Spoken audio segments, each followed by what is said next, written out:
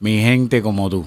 Aquí estamos en otra presentación y hoy tenemos un cantante de música popular cubana, pero también adorador, hombre cristiano, hombre de fe. Si le digo el nombre, difícilmente lo puedan identificar, pero si digo Coco Freeman, entonces sí saben de quién estamos hablando. Hoy queremos darte la bienvenida a nuestro programa Gente como tú. Muchas gracias. Muchas gracias a ti y a todo tu colectivo de trabajo. Sí, aquí estamos. Quiero que sepan que salimos en todas las plataformas. Estamos en Roku, estamos en Fire TV, estamos en Euforia, YouTube, Facebook, TikTok y también nos pueden encontrar en Google latinísima.com. Coco, para mí es una satisfacción especial tenerte aquí y creo que ya llevábamos un tiempo tratando de coordinar la presencia de Coco, pero por diferentes razones ajenas a nuestra voluntad no había podido estar aquí con nosotros. Sí, cierto, hemos hablado de muchísimas veces, oye, sí, tenemos que hacerlo y vamos a hacerlo y eso está cuadrado, pero bueno, todo tiene su tiempo. Todo tiene su tiempo. Hoy fue el día. Todo tiene su tiempo y hoy es el día. Se hizo el tiempo de que Coco Freeman estuviera aquí con nosotros. Coco Freeman tiene una historia de vida, una historia de formación musical, una historia de formación cristiana. A mí me gustaría, Coco, que nuestro público conociera de dónde eres, esos primeros momentos, esa infancia, cómo te vinculas a la música. Me gustaría... Mira, soy nacido en Palma Soriano. Eso es la provincia de Santiago de Cuba, allá en el sur oriental de nuestra preciosa isla. Nací allí me crié hasta mis 20 años, que fue que salí para La Habana. Y desde muy tempranito, yo siempre digo que primero aprendí a cantar y después a hablar.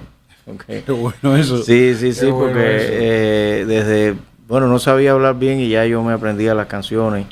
Mi mamá me decía que ella veía que yo tenía un don, ¿no?, especial, una facilidad para aprenderme tan pequeño las canciones. Te estoy hablando de un niño que todavía, por ejemplo, cuando canta, yo me acuerdo que cantaba mucho la canción aquella de los Fórmulas Quinta. En el campo alegre tengo una... Eso estaba pegado cuando yo estaba pequeño. Hablando de la década. Sí, exacto. Yo nací en el año 66. Ya, para que sepa. Ya lo dije para que sepa. Y entonces, con 4 añitos, 5 añitos, pues yo cantaba, en el campo alegre tengo una cachita que está hecha. Todavía no sabía las palabras bien expresarlas normalmente, como un niño. Pero sí me aprendía. Entonces, ¿qué ocurre? Que me convertí en el artista de la familia, en la gracia de la familia. El niñito pequeño que canta, y mira cómo canta afinado, pero mira, pues este muchacho va a ser cantante, pues este es un artista. Todo el mundo decía eso. Y recuerdo que mi mamá, yo muy pequeño, eso lo recuerdo, como una de las cosas de esas que no se me han olvidado ni se me olvidarán nunca. Me dijo un día, abrazándome, dándome cariño, me miró muy seriamente después del cariño y la risa y me dijo, tú eres artista. Tú eres el artista. Eso tiene un peso. Y yo se lo creí. Yo era un niño. Estaba dicho por su mamá. Me sentenció. Las madres no mienten.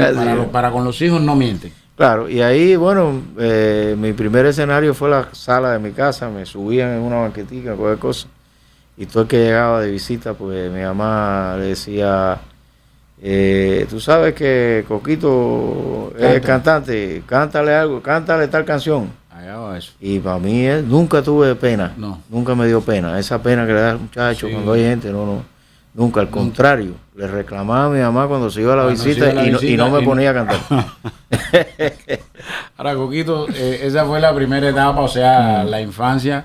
me imagino que hayas estado en algún grupo aficionado y después grupos profesionales. Mira, siempre en Palma Soriano lo único que había era una casa de la cultura.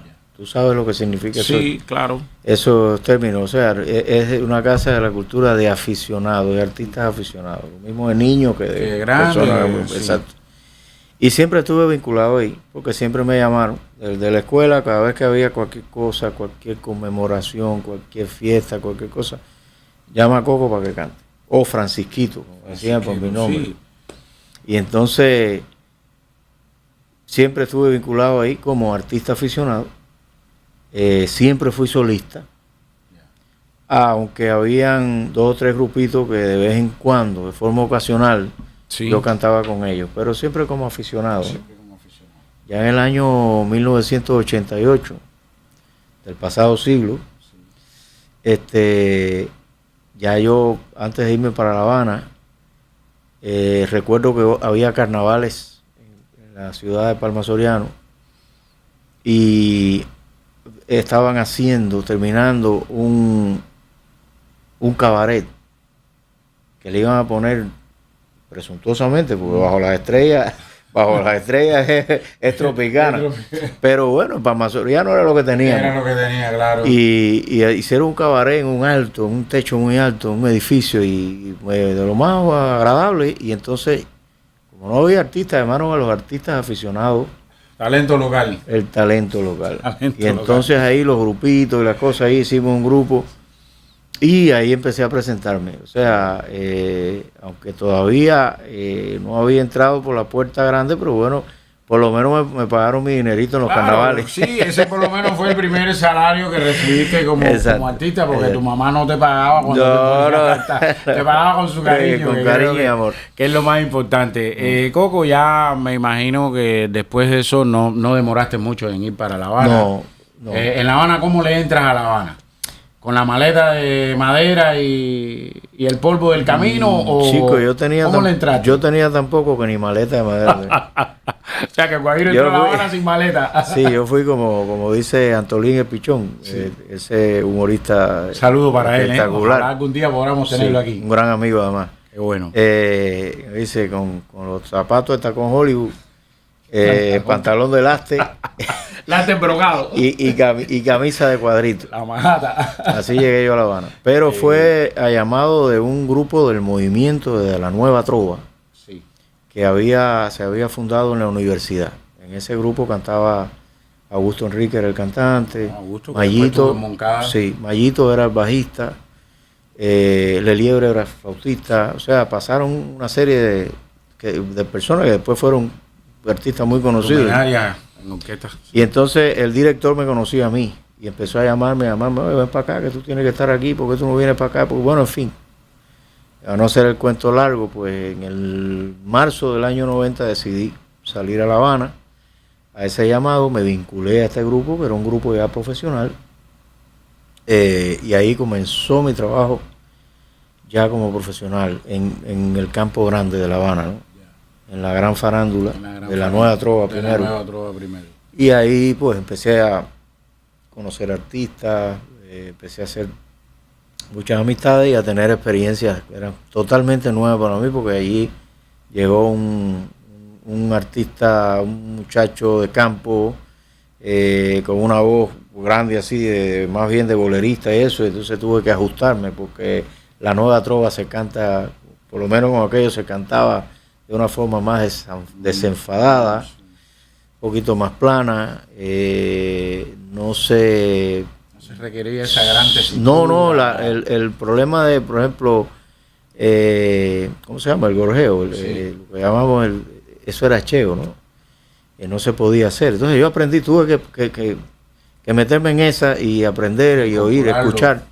Pero siempre me ha gustado escuchar. Lo que he aprendido no ha sido porque he pasado por una escuela en específico. No tuve la suerte de pasar por una escuela. No sé música, pero sí sé escuchar, sí sé oír. Y me dediqué a escuchar mucha música, a escuchar muchos cantantes. Me dediqué a preguntar a otros que sabían más que yo. Sí. y aprender cosas que no sabía, darme cuenta de cosas que yo hacía y no sabía ni por qué lo hacía. Yo creo que has dicho algo que es importante y me viene a la mente que un número importante de artistas que han pasado por aquí, por nuestro espacio, reconocen el movimiento de la Nueva Trova como su escuela. O sea que, amén de la forma, del principio, la Nueva Trova, hay que reconocer que fue una escuela. La Nueva Trova sigue siendo, bueno, está la Nueva Trova clásica, ¿no? Con Pablo, Silvio, esa gente, Noel Nicola, que se convirtió en una base de una música que empezó a ser diferente y a hablar de cosas diferentes. Habló también de política, defendió la política, defendió 20 cosas. Pero también se hicieron grandes y profundas canciones de amor que no tienen nada que ver con la política. Por eso que se sigue haciendo hoy en día y que es muy rico el contenido, la forma, la expresión. Por eso quería señalarte que, amén de la canción política, que incluso hubo un festival por allá por Guantánamo y todas esas cosas, la Nueva Trova fue el nicho para que artistas como usted y otros que han pasado por aquí reconozcan que fue de ese lugar donde adquirieron un proceso importante dentro de su formación. Ahora bien, has dicho algo, has dicho que no tienes escuela, o sea, que no pasaste por un instituto, un ISA, una escuela profesional de arte. Sin embargo, además del movimiento de la Nueva Trova, durante un periodo de tiempo importante de tu vida como artista, llegaste a ser la cara de dos orquestas fundamentales en Cuba, dígase, Adalberto Álvarez y NG La Banda. Sí, cómo no. Coméntame. La Nueva Trova en el año 92 empezó un despertar en Cuba, vamos a decirlo con la palabra que siempre se usa, un boom de la música cubana. Y empezaron a surgir orquestas a partir de que en el año 1988 se funda NG La Banda y empieza el Tosco a hacer la música cubana un poco más elaborado, a tal punto de que se le llama timba. Cambia ya el concepto de son, de salsa. Esto es timba, porque la timba no es más que todos los grandes elementos de la música, o sea, elementos, el fraseo de los metales, los mambos ya dejaron de ser pero ya eran más elaborados, eran más del jazz, más de, o sea, se incorporaron tantos géneros que se convirtió en algo más profundo. Los bloques que hace la percusión, entonces ya era diferente, ya eran más elaborados, era una música más fuerte y además que obligaba al bailador a sacarle más, o sea, era una música más exigente. Y a partir de NG La Banda empiezan a surgir, bueno, bamboleo, una serie de grupos que surgen, el boom ese hace que el movimiento de la Nueva Trova, que hasta ese momento había estado en un primer plano, empiece a decrecer. Claro, los clásicos siempre quedan, las personas que estaban instituidas, sí. Carlos Varela, Fran Delgado, qué sé yo, Polito Ibáñez, que estaba empezando cuando aquello, en su principio en La Habana también, ahí lo conocí yo. ¿Qué te voy a decir? Los Santiago Feliu, que por favor, son ídolos de la trova. Son instituciones, pesos pesados. Esa gente estaba. Sí. Eso no quiere decir que se desapareció su música y que dejó de gustar. Es que simplemente hubo un fenómeno en Cuba que creció y le pasó por encima. Entonces, ya ahí la cosa empezó a cambiar. Y a nosotros nos proponen un espectáculo de bailarines y bailarinas para irnos de Cuba a Costa Rica a presentarlo en un cabaret del Hotel Cariari allá y hacer una temporada ahí que no era larga, pero era una temporada y a nosotros nos hacía falta. Estaba empezando en Cuba el famoso periodo especial. Había que salir. Candelita, el director, empezó a patinar. No, pero imagínate, empezar a hacer música popular así. Nosotros yo y otros más del grupo le dijeron, oye, coge esto y deja la bobería que hay que irse. Y entonces montamos el espectáculo con bailarina, que fue muy rápido además, y nos fuimos. salimos. Y estando en Costa Rica quedó también que nos vio un empresario y nos llevó para Panamá. Y en Panamá estuvimos entonces como 2 meses y pico, como hasta marzo estuvimos. Salimos en octubre del 92 y regresamos en marzo. Y ahí ya acordamos que íbamos a seguir haciendo música salsa, lo que estaba pegado. Íbamos a hacer música cubana, eso es lo que vamos a hacer. Ahí conocimos a grandes artistas admirados como Gilberto, como Rubén Blades, unos cuantos artistas que pasaron por allí y nos conocimos, nos fueron a conocer. Cuando se enteraron que éramos músicos cubanos que veníamos de Cuba. Y claro, fueron a vernos porque, caramba, qué suerte que pudieron salir, ¿no? Qué bien, y háblame de Cuba, y no sé, y entonces, en fin, hicimos una muy buena temporada y ahí se decidió. Y le cambiamos el nombre al grupo. Y el culpable del nombre fue Gilberto, precisamente. Me comentaste eso. Porque Gilberto le preguntó. Exacto, nos invitó y después lo entrevistaron. ¿Qué tú crees de estos muchachos? Jóvenes, todos, músicos cubanos, ¿qué tú crees? Entonces Gilberto dijo, bueno, esta gente son una cuestión seria. Y nosotros cogimos el nombre y le pusimos cuestión seria. Y a partir de ahí empezó el asunto de la música cubana, donde tuve que meterme también. Sí. Porque no es que ya yo era salsero. Sí, no, tuviste que incorporarte. Exacto. Y bueno, me imagino que después de eso vino Adalberto y NG La Banda. Yo quiero... Primero Adalberto y después NG La Banda. Yo quiero que me hables de estos dos momentos que yo creo que desde el punto de vista musical para ti fueron muy importantes y antes de que el tiempo me golpee, porque el tiempo en televisión es muy fuerte, me gustaría... Si crees que puedas hacerlo, me imagino que sí, cerrar tal vez con un tema relacionado con esa época, sorpresa.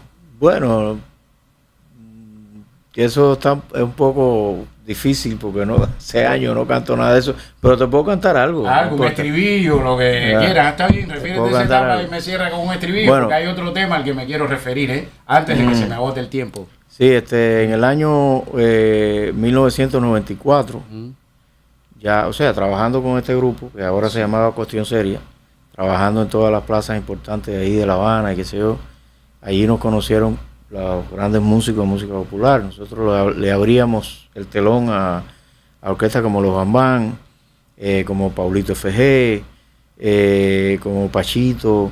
O sea, estuvimos trabajando con esta gente. Y ahí empezaron a verme las grandes figuras y demás. Y trabajando en la Cecilia, me vio Adalberto y me vio el Tosco, José Luis Cortés. Los dos. Y Paulito FG me acuerdo que me llamó aparte un día y me dijo, oye, el Tosco te va a llamar. No sé cuándo, te va a llamar, espera que te llame, que él me dijo que te va a llamar porque tú, bueno, está bien. Y a los 2 días me llamó Adalberto, a través de uno de los cantantes coristas del grupo de Adalberto, porque Rojita, su cantante estelar, que además es hermano mío, gran amigo, se iba a hacer su orquesta. Entonces me llamaron y ahí comencé, para no dilatarnos. Sí.